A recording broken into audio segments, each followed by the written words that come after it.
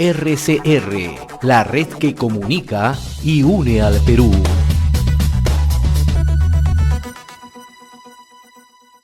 Vamos a presentar a Rosemary Roca, ¿no? Ella es antropóloga, analista en temas políticos, dirigente de Nuevo Perú, se encuentra en el Cusco y le agradecemos la gentileza de permitirnos esta conversación con RCR. Qué gusto saludarla, Rosemary, gracias por atender esta comunicación con RCR, muy amable como siempre.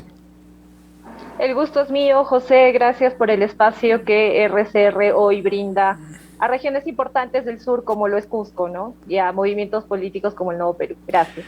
Coméntenos, ¿cómo han ido analizando desde la perspectiva de Nuevo Perú la reciente presentación del presidente de la República ante el Congreso de la República, ¿no? Ha tendido una señal, digamos, de concordia con el Parlamento, la búsqueda de consensos, ¿no? Pero además ha dicho que va a recurrir al Acuerdo Nacional para buscar salidas a la crisis que confrontamos desde hace buen tiempo, ¿no? ¿Cómo están analizando ustedes desde Nuevo Perú? Usted además es antropólogo y analista en temas políticos. Bueno, en aras de, digamos, mantener la deriva democrática que el pueblo peruano eligió al elegir al presidente Pedro Castillo, este acuerdo nos parece sustancial e importante. Sin embargo, nos llama la atención que, por ejemplo, en este acuerdo que el Ejecutivo plantea con el Legislativo en aras de mantener cierta paz por la gobernabilidad, lo ha dicho el presidente, no se planteen temas de fondo, como por ejemplo el tema de la reforma tributaria. Se acordará usted que cuando el exministro Pedro Franque fue al Congreso a plantear esta reforma importante que para nosotros era un nudo central para discutir la política pública, la política fiscal en nuestro país, sectores conservadores de derecha en el Congreso se opusieron.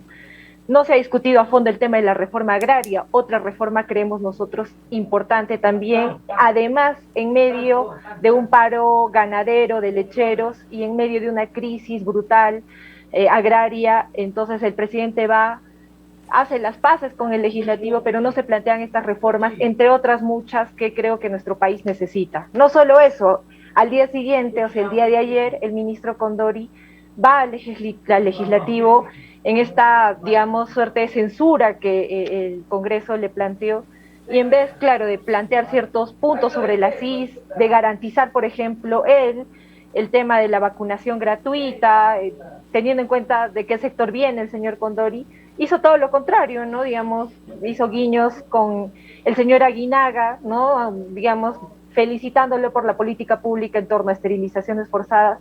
Digamos, esos pequeños detalles, pequeños no, esos grandes detalles del Ejecutivo nos llama mucho la atención como Nuevo Perú, pero además, más allá del Nuevo Perú, como, digamos, sectores progresistas del país, de izquierda progresista en el país, porque creemos que esta suerte de paz con lo que ha elegido gobernar el presidente, está claudicando a ciertas banderas que nosotros y nosotras creemos importantes, ¿no? Hoy hay movilizaciones en Lima, en Cusco, acá en Canchis, en donde me encuentro ahorita.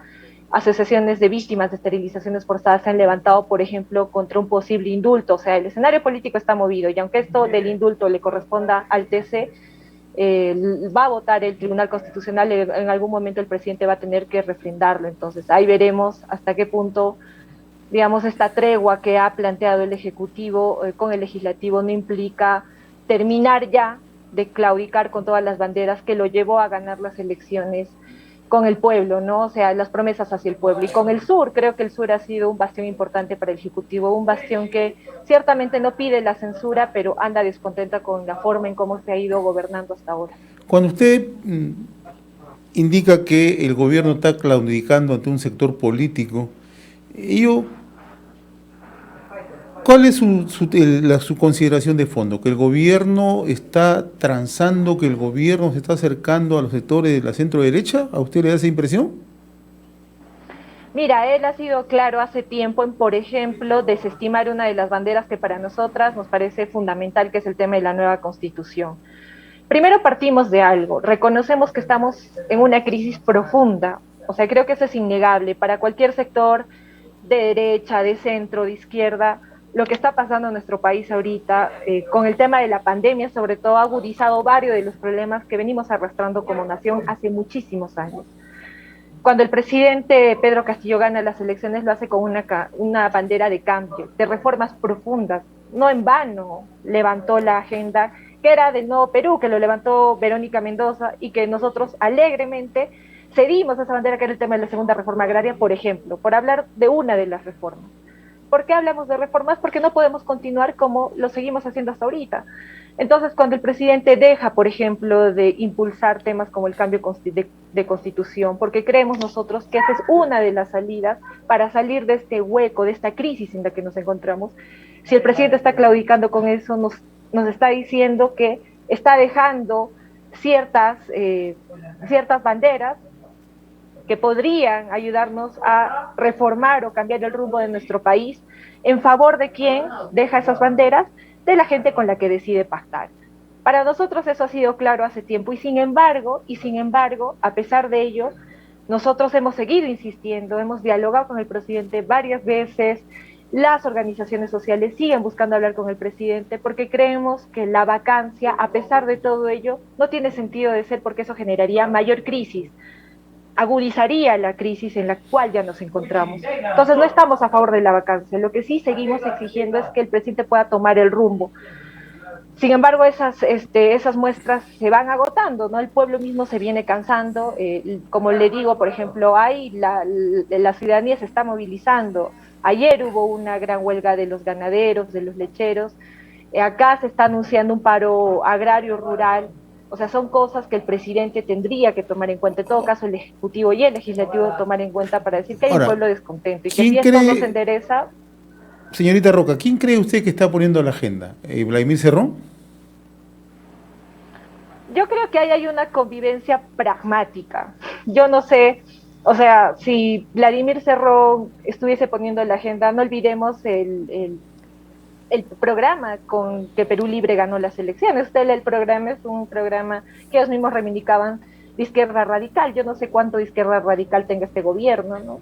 Así que no creo que, bueno, creo que Cerrón ahí tiene una cuota que le está permitiendo, digamos, estar al lado del presidente, ser escuchado por el presidente, pero que definitivamente no es Cerrón el que está, digamos, o creo que él también ya dejó de insistir programáticamente para tener esa convivencia pragmática. Yo creo que estamos ahora viviendo en un momento de convivencia pragmática. La derecha ha decidido abrazar al Ejecutivo, ellos también abandonar, digamos, sus cuestiones o sus críticas programáticas, lo pongo entre comillas, porque no hubo ningún debate en ese sentido. Desde el día uno, la derecha quiso vacar al presidente.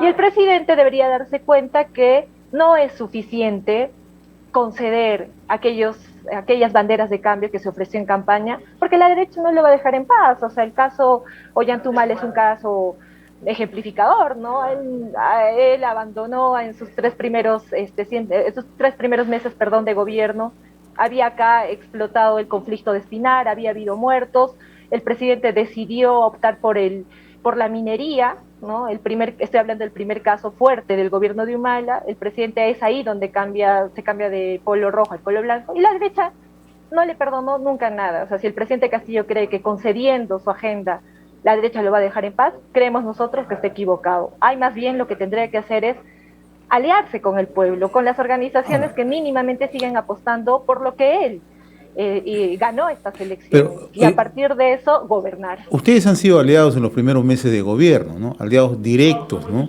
Han tenido ministro de Estado, la presencia permanente de Verónica Mendoza. ¿Qué pasó? ¿En estos momentos ustedes se sienten ya alejados del gobierno? Nosotros hemos sacado varios pronunciamientos desde la Comisión Política del Nuevo Perú, la dirección, afirmando que nosotros sí criticamos y marcamos un distanciamiento, y el distanciamiento fue claro además desde que los ministros Pedro Franque del Nuevo Perú y Anaí Durán, ministra de la Mujer también del Nuevo Perú, dejaron el gabinete. Pero a pesar de eso, hemos seguido insistiendo con el diálogo. Verónica Mendoza ciertamente ya no se volvió a reunir con el presidente porque en un momento ya era insostenible. El presidente, digamos, no respondía a todo lo que nosotros, como correa de transmisión, le decíamos de lo que la gente quería. O sea, trabajamos con organizaciones sociales, trabajamos con gremios y había mensajes importantes que hacer llegar al presidente.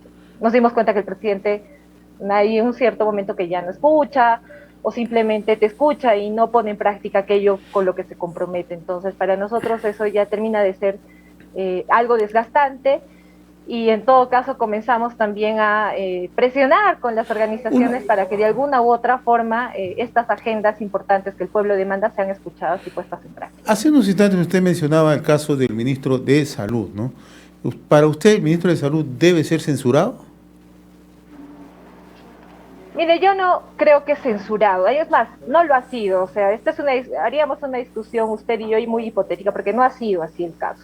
Lo que cuestiona acá es cómo un tema, por ejemplo, el tema de esterilizaciones forzadas, un crimen de lesa humanidad contra las mujeres más pobres de nuestro país, en donde el presidente Castillo se reúne con las organizaciones de esterilizadas a nivel nacional y se compromete contra justicia, cómo esa bandera tan importante y de principios, a los de Perú Libre les gusta hablar de principios, bueno, una bandera principista es totalmente olvidada y negociada en el Congreso para que el ministro no sea censurado. Eso a nosotros nos cuestiona.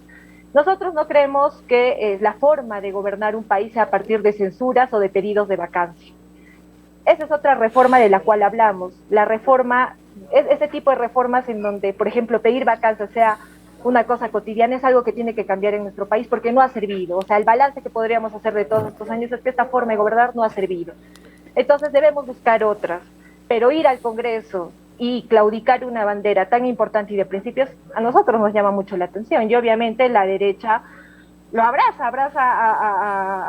al ministro que no creía en la vacuna, por ejemplo, o sea, la derecha dice que ellos apuestan por la vida, que creen en el pueblo, pero por ejemplo están abrazando a un ministro que no creía en la vacuna inicialmente, ¿no? Cuando usted sabe que el tema de la vacuna ha sido uno de los ejes fundamentales para combatir esta pandemia. Entonces, entre esterilizaciones forzadas, entre un ministro que no cree en la vacuna, bueno, nosotros ya nos dice mucho, primero, por dónde va la derecha. La derecha no le importa el pueblo, Pero no le importa la vida a pesar del de a pesar de eso, de las críticas que usted ha empezado a enumerar, ¿usted cree que debe mantenerse en el cargo el ministro Condori? Son uno de los varios ministros que creo que tendría que cambiar, ¿no? Ah, o sea, tendría que Nosotros cambiar. creemos. Es decir, entonces pasaría en todo caso por una censura, ¿no? No, no necesariamente. Si no, El presidente tiene la potestad de cambiar a sus ministros. ¿y usted cree que el Hizo presidente lo va a eso hacer? con... ¿Cree que el presidente lo va a hacer siendo Tendría hombre que... de Cerrón? ¿Cree usted? Por eso es que yo le digo, o sea, más allá de lo que yo quiero o no quiera, nuestro análisis que ahorita hay una convivencia pragmática. Yo le agradezco porque veo que usted es quiera. una persona principista, ¿no? Y lo cual a mí me da bastante gusto a veces, por más que uno pueda tener algunos matices, alguna discrepancia. En su partido, en Nuevo Perú, ¿todos aquellos que ingresaron al gobierno han renunciado ahora que no están cerca al gobierno o se permanecen algunos en el gobierno? Bueno, los funcionarios más importantes han renunciado. ¿Sí? ¿no? ¿Seguro? O sea, no tiene ¿Todos han sentido. renunciado o aún no permanecen en el gobierno? No, habrá funcionarios de rangos menores, técnicos finalmente que se mantienen. Ahorita yo no le podría decir la Ya. lista de No, compañeros. claro, Pero no, ahora se lo hay- digo por una cuestión principista, ¿no? Porque si se trata de hablar de principios, enarbolemos los Ahora, principios, ¿no? claro. Ahora, yo le pongo el tema del Ministerio de la Mujer. Es un ministerio que nosotros, no es un ministerio donde estemos, pero finalmente, si me pregunta a mí, yo la apoyo. Yo sí digo que la compañera Diana Miloslavich Claro. esté, porque, a ver, dígame usted, si no está una compañera que garantice los derechos de la mujer, ¿a quién van a poner? A una conservadora como ya lo hicieron. O sea, a mí cuando, claro, nos dice, ustedes son principistas y todo es blanco y negro, bueno, un ratito. O sea, si a mí me dan la opción, o a nosotros nos dan la opción de decir a qué otro ministro en vez del señor Condori pondría, nosotros haremos un nombre y claro, apoyaríamos a que esté en este gobierno porque sabemos que de esa permanencia depende el tema de las vacunas. De esa permanencia en el Ministerio de la Mujer depende el tema de que se garanticen los derechos de las mujeres.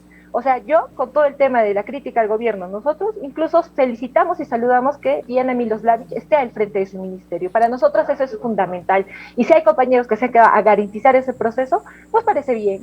Nos parece bien porque si no, ese espacio que no es llenado por gente que cree en esa agenda, es llenado por los conservadores.